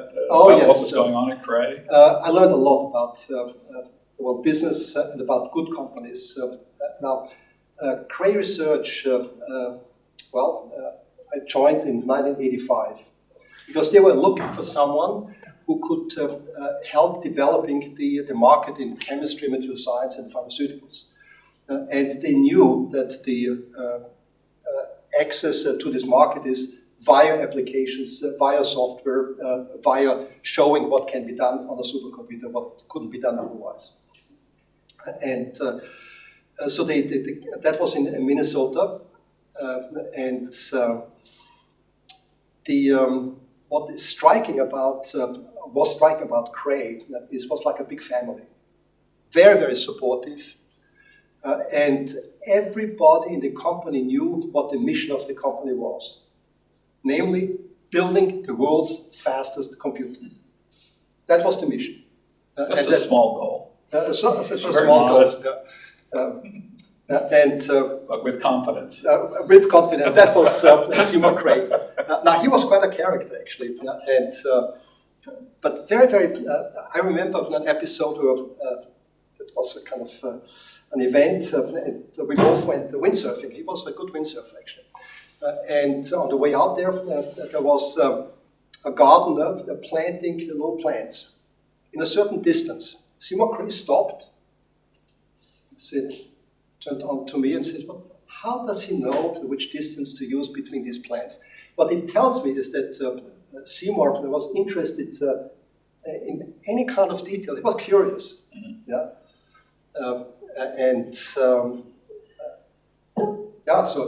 But this climate, and then the CEO, that was John Rollwagen, he created also and fostered this kind of experience in the company that, you really want this teamwork, you want everybody to understand what you're after, and you support each other. So it was, and also I think, and maybe it's perhaps a little bit too optimistic statement, but when you think about really good companies, they don't aim for making the maximum profit financially. No, that's the result. What they should aim for, and what a good company aims for, is making the best product of its kind. And then, of course, if you do the right thing, it is valuable, you get compensated for that. And Cray had a good budget at the time. So that was, and I stayed there 7 years, and I learned a lot about also how companies are organized, what makes a company really work, and I think ultimately the focus on the customer. So that leads into the next question, because the next step was, forming a software startup, essentially, right? So you learned some things being at Cray, which was kind of intermediate size. But so what were the challenges when you started getting into that? Because many people may, some of these our audience may be thinking of startups, and maybe not Facebook and Google, but well, who knows? Smaller scale, and maybe that's where they'll start. And so, what were the challenges, or what was unexpected that turned out to be absolutely crucial that you never would have thought of ahead of time? Well, let me if anything. Let me back up for a second. So what happened when I was at Cray? one of my first assignments at Cray was the evaluation of a proposal by this little startup company called Biosim Technologies in San Diego. And what did they propose? They proposed, believe it or not, to develop force fields for proteins. And so they formed what's called a potential energy function consortium. So that was on my desk, and my boss said, well, Eric, what do you think, should we join?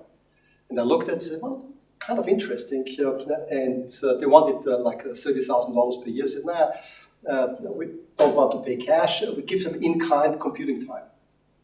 Because the idea was of this consortium started by Arne Hegel and Dominic Kay, to use ab initio calculations on small molecular fragments to calibrate force fields, which actually became later on a force field that was being used for these amine solutions. I mean, that's the history. So that's where it started. And then I became a very good friend of the president of that company, the startup company, Dave Klipstein. And I think it was the model of Dave Klipstein that helped me and my former colleagues at Biosim to think about starting our company. What actually triggered it, that Biosim Technology, which was a very science-oriented company, was then through some, various events merged with another company, and that didn't really work out. And it was Paul Sachs, John Harris, by the way, the John Harris from the Harris Functional, whom we hired for a consortium, and myself, we stood there and said, I think we can do better. Really, the guiding line was actually Dave Klipstein's model. And so, what were the key events there? Well, first of all, you need quite a bit of courage. Confidence. Confidence. Confidence, yeah. And courage, yes. And willingness to take a risk, yeah. And I mean, that was shared. I mean, it was, as I said, Paul Sachs, then John, and then also Jürgen Sticht and myself, and so that got us going. And what helped, I think, at the beginning was through my previous work at Cray, I had quite a few contacts with industry. There was a certain confidence that yes, what we're doing had a future, and we found very early on customers, including like Clint Geller at NNL, but also like Norsk Hydro and others who said, well, and also Alain Lemioté, he was the director of an engineering school in France. He said, well, if you start a company, I can provide you with an infrastructure. So then, well, we started with confidence, and Paul had written an initial version of Medea, and then we negotiated a deal with Jürgen Hafner to got VASP as part of the environment, and then things started to develop. Okay. So things you didn't expect that you encountered? Maybe not. It of course takes much longer than you think. That's so. In principle, You're talking to a lot of PhD students. They know that. The professor says, "Come on, do this," and a couple of years later, it maybe gets done. Well, the rule is make a first estimate, double it, and go to the next order of magnitude. Okay. All right, well, so it took longer, and so I think a key was really getting the support of customers, because at the end of the day, well, you need to bring in money. yeah. And also, of course, at the beginning, we tightened our belts and just made sure that we wouldn't sink. Yeah? Or swim as fast as you could. So you've been running this business for 30 years now, maybe. No, over 20 years. Yeah, okay, not I mean, quite. technically what happened it is depends that, on the. so the American company, which initially was called Psycho, a science company, and if you read look at the file names, there's a .sci that goes back, and then we started the European company, and also that may be very, very surprising. Starting a company in the US is formally very easy, but actually in practice very complicated because then getting health insurance and all that is very complicated.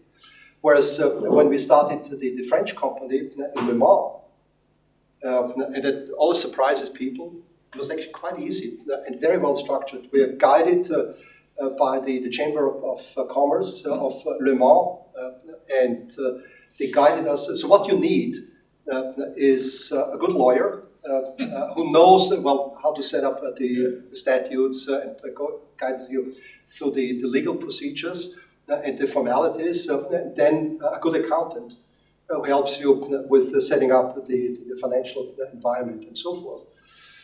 And perhaps one aspect that may sound surprising to you. The most difficult part is not getting good scientists and engineers. The most difficult part is getting good, we can call it salespeople, but in reality, those are the people, account managers sometimes they're called, but they're really technology managers. And what turns out you need, and we have in our company, they are very accomplished scientists, like Steve Mumby, a very accomplished polymer scientist, worked at Bell Labs and IBM, or Brian Tron worked in catalysis, a PhD in catalysis. So they know the science, but they also have these personal skills of finding out, how do you develop a contact? How do you know in a company with whom should to talk? What is your obstacle? What is your competition doing? How do you position that? How to orchestrate a sale? It's a long process. So don't expect that if you have a fantastic product, you put it out there on the website and wait for the phone to ring. It won't. It's not the science, not the technology. There's a whole. It's the whole communication. Yeah.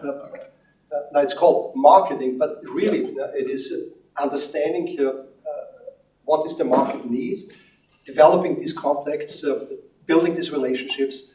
And then there's one thing in our business, because we're dealing mostly with very sophisticated engineers. They're skeptical.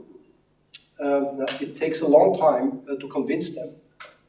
But once you have them as a customer, the retention is over 90% or so. And if you lose customers because there's a merger or a restructuring or something like that. So there's a lot of inertia. So the initial barrier is high, but once you're in, and you really need to work hard to lose them. I'm sure you work hard to keep them too. Yes. And that's the other thing. We have in our company a very, very good support team. They're high quality scientists who like to work with customers, help them with solving their problems. But I suppose then going back, you had benefited early on from your experience and interactions at Cray then in terms of building some contacts. Yep. So you didn't start in your basement hoping somebody might need this. Yep. You kind of had contacts already, which helped maybe launch you a little faster. Absolutely, including contacts in Japan. Yeah. Japan became very early on a very important market, like Sumitomo Chemical and so forth. So this was addressed a little bit, but how do you deal with customer needs, or maybe I shouldn't say needs, but desires vis-a-vis computational science?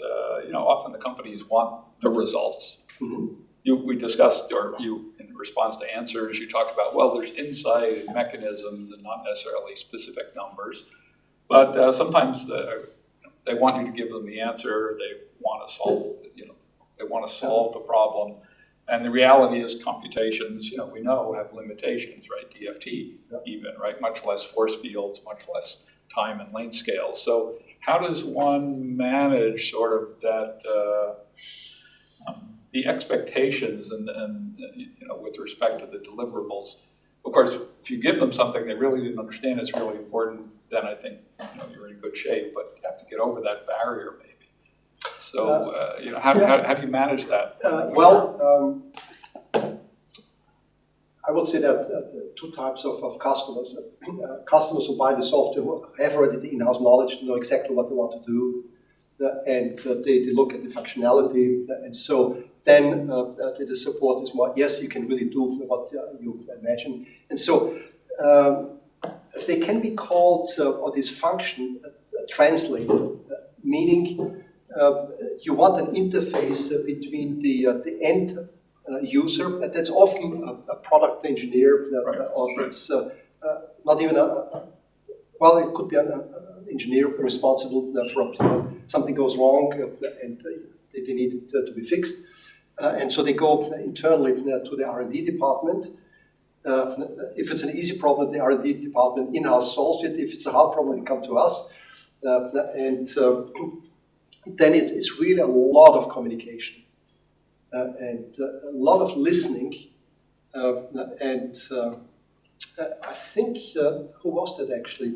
Maybe Adrian Sutton made this statement like, when you work with an industrial customer, three things to remember. Number one, shut up. Number two, listen very carefully. And number three, be prepared something that you've never done before. And so don't come in and say, well, look, I have this wonderful thing here. That's not the approach. I mean, you want to understand, to listen. And this listening skill, that's a skill of the account manager, of the support team. And then the first level is that, establish a level of trust. Then it's a process.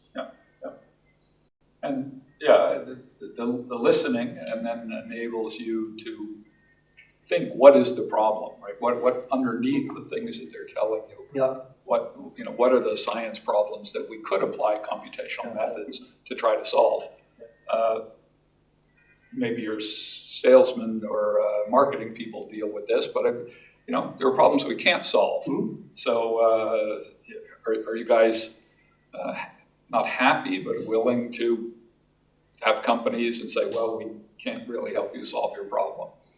Yeah, it happens. And companies, they honor that and appreciate that. If you say, I think honestly, so, right? Either it cannot be done, nobody can do it, or we cannot do it. Right.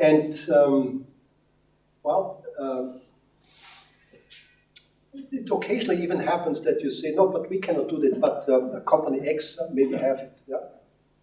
When you go into a store and the store doesn't have what you're looking for, but they say, well, maybe there's this other store, they may have it. You say, well, thank you, that's very nice of you, and you probably come back to the first store next time. Yeah. That's part of the developing, maybe the trust, right? Yeah. Rather than saying, oh, actually, we're not sure we know how to solve it, but let's take the contract and try to deliver. Yeah. That seems very risky. That's risky. Because you ruined it. Sometimes this happens. It happens, and managing the expectations is part of the deal. Yeah. And one has to be prepared that the customer says, well, you didn't answer. But of all the projects that we did over the last 20 years, I've never had a project that was a complete failure. At best, or at worst in that sense, it was a learning experience for both sides. Mm-hmm. Okay, we've learned something. Probably didn't get exactly what we set out for, but that's research. If you know the answer, it's no longer research. So let me just ask one more question, and we'll take a few other questions from the audience. So materials design has an interesting mode of operation for a worldwide staff. Maybe you could tell people as a way in. I don't even. Where do you live? In Zurich. You live in Zurich, yes, and Eric lives in Versailles and Bretagne, and the company address is in San Diego. So maybe just say a little bit about and what the benefits are, or challenges maybe? Benefits and necessity. I mean, on the one hand, it was an opportunity because in the information technology business, the manufacturing can be delocalized. Yeah? I mean, you can development sitting here on a desk in Zurich and collaborating with someone sitting in San Diego or sitting in Montrouge in Paris. So that's possible. And so I think from a purely legal structure, it is a multinational company. So there's an American company, Materials Design Incorporated, a Delaware corporation. There's a European company, which is Materials Design SARL, the French company, with employees in Europe, the American company with employees in the US. And so from that point of view, from a business structural point of view, it's a classical multinational company. In terms of how we work together. Classical, except there's how many employees? 25 or something? Well, we're over 30. Yeah. 30, okay. Yeah. So not your usual multinational, ExxonMobil. Or But in principle, if from an accounting tax point of view, it's... But everybody, so it's not even centralized in Europe or in the US, right? So you have people. I mean, some people say, well, are we a truly multinational company or just all over the place? But no, it works out fine. And because of our business, from the very beginning, yes, we did have, we actually started out with an office in San Diego, then had an office in Angel Fire, New Mexico, of all places, because that's where Paul Sachs wanted to live. And we started out the French company in Le Mans, then moved it to Paris. So the company has moved a little bit, but so now the US headquarters is in San Diego, and the European headquarters in Montrouge, in Paris. But the people are working wherever they prefer. And that's the wonderful thing about the European Union, that as a French company, you can have employees, of course, in the member states, and Switzerland has basically the same kind of relationship. So he pays, or the company pays into the Swiss social system, but he's considered as an employee of a French company. But and so we don't have to living create in different places. Right, and so we are not obliged to have in each country a separate legal entity, which is very nice. And it's a quasi-virtual in terms of, I mean, everybody's interacting from their own place, and so it's the ultimate work from home kind of environment, right? And, but work on the worldwide basis, which long ahead of the time it became popular. Yeah, and so what happened with the pandemic, all that changed is we didn't travel anymore. Yeah. And we have daily what we call huddle, where we in each team get together and briefly go over the main topics. If they've done some follow-up, the one-to-one meetings. So we try to cultivate this information exchange. But it's true, we are missing the chat over the coffee machine. Which I look at the clock and that reminds me of the apéro that is going to lead to other chats. So let's take a few questions from either live or virtual audience if there's anything pressing relative to the apéro. Of course, the virtual people don't care. Anything, anybody? Anything in the outer world? Nothing for you. It's a question for me, actually.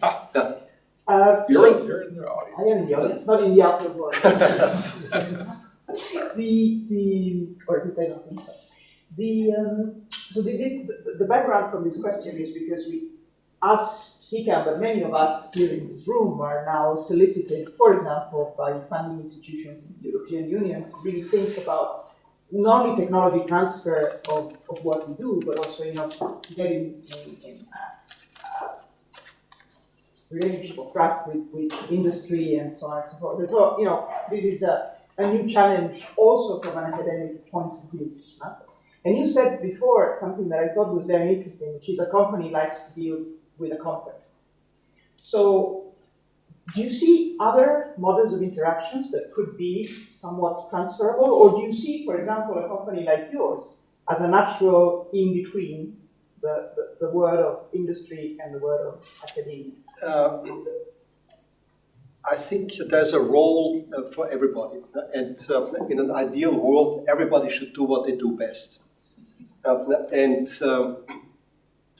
What an academic-driven institution like CCAM does best is the fundamental work, and also the educational part, and the kind of very open, pre-competitive exchange and nurturing of ideas. I think it would be a mistake by funding agencies to request, oh, but you need to show a business model. Turn CCAM into CCAM Incorporated. It's a bad strategy. What I can see is that when you look at often industrial problems, there are certain aspects that can be solved with existing technologies, and there are some aspects that are really longer-term research projects. And it's not the role of our company to do long-term fundamental research.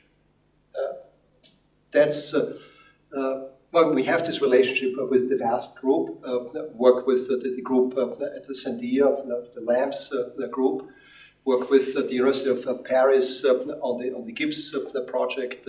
So there is this natural partitioning of tasks, longer-term fundamental research on universities and kind of non-profit research organizations, and then the integration and the solution on an industrial scale by software companies. So we need to make sure that it's balanced, yeah, and one doesn't do the job of the other. So as you just pointed out, now keeping communication channels open between all the different actors so that everybody can contribute in the best way. We have a question here from Kevin Muzeni, and then I will. Which is, how does a young scientist get involved with teams like materials design, and when are we qualified? When? Do you want to answer that question, Leonie? I can only talk about a very personal experience. So I think with the discussions that we had in the beginning, it emerged that you're looking for someone who is a good scientist, but also can communicate well, and I think this was stressed a lot in the beginning. So that was quite a learning curve for me to figure that out, and so probably something that was very interesting about materials design is that there was nothing I would call a technical interview. It was basically just. Not really. That was just settled. Basically, we talk as equals, and there was a lot of communication. So I had to talk to many members and of the team, and also to members outside the research team. And it was really important that the main thing they focused on was how does this person communicate and how does this person explain very difficult scientific concepts in a good, easy manner, and engaging with the other person. So I felt that was the most important metric, but maybe that was wrong. Yeah, so I mean, we are a growing company, and recruiting and finding the right people is one of the big challenges of any company, any organization. And typically, when you look at a candidate, you have a kind of two dimensions that you evaluate. One is the technical skills, but then there's the other dimension, the alignment, we can call it alignment with corporate values. In other words, does this person fit into the goals? Because after all, I mean, a company needs to make money. That means that it needs to engage with customers and get customers to pull out the checkbook. And and also interact with other people on the team. And I think that's perhaps also a difference that I personally experienced when I first moved to Cray. That in academia, well, yes, there is collaboration, of course, we like each other, but fundamentally there's a lot of competition because you want to have the largest number of publications because you're aiming for an academic career and you're in competition. And in a sense, you're alone. As soon as you're in a company, your success is the success of the entire team. So there's a lot of collaboration. And that's fundamentally different.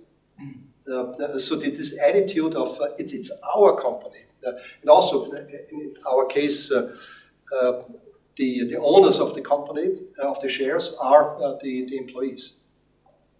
So we started the company without any foreign investment. That was hard, but right from the beginning, especially John Harris, Paul and I said, if we can avoid it, we don't want venture capital, because all they want is money back as soon as possible. And we kept that as freedom. And a good friend of mine who runs a multi-billion-dollar company said to me, freedom has no price. Just thinking about the different roles, with these two axes, CCAM, EPFL, all the other CCAM people joining from around Europe, I think that these groups ensure the quality of the technical skills across the board, right, with training and education and really doing fundamental research, which creates the innovation, the ability to think about complex problems, and we maybe can we try to work on the other axis, but and within groups and teams, but that's also a personality issue. But I think it's interesting for people to hear that it's not all about the technical skills. There's lots of people with the technical skills, and that you need people who can communicate and work with other people, not only customers, but people in the team. And that this combination is quite important. Yeah. Right. You don't think of that when you're a PhD student. Maybe you think, okay, I got to finish this. I got to get this paper written. I got to write this PRL. And yes, that's all important, but in the long run, there are these broader issues as well. And I think there's another dimension, you probably see this in our company, it's really the passion for excellence. You really need to like what you're doing. Quite often I have colleagues in Germany, Volker, and we find ourselves close to midnight still working on a problem because it's so fascinating. And this kind of passion, that is a magic weapon with the customers. And also you want to be part of a team that shows this enthusiasm, shows this joy, and it's like if you go in a restaurant and you see the waiters, it's a really good atmosphere. You want to go there.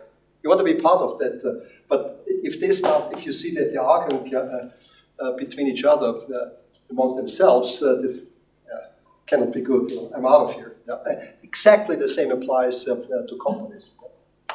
Well, you've mentioned food, and I think that has triggered grumbling stomachs. So I will pass it back over to Ignacio for a few final words. Thank you very much, Eric. And Ignacio will thank you again, I think, in just a second. Thank you very much.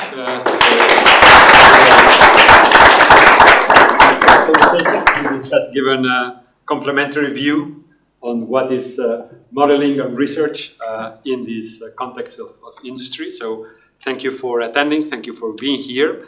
And as we were saying now, for those of you who are here now, we have an apéro. The apéro today will be in the building that is basically you living to the right, and it will be facing to you, Amphimax. And I'm sure that as we enter there, we will identify exactly where the tables are, and we can meet there. And Eric and Bill will join, so you can continue the conversation around some food and drinks. So thank you very much. Thanks.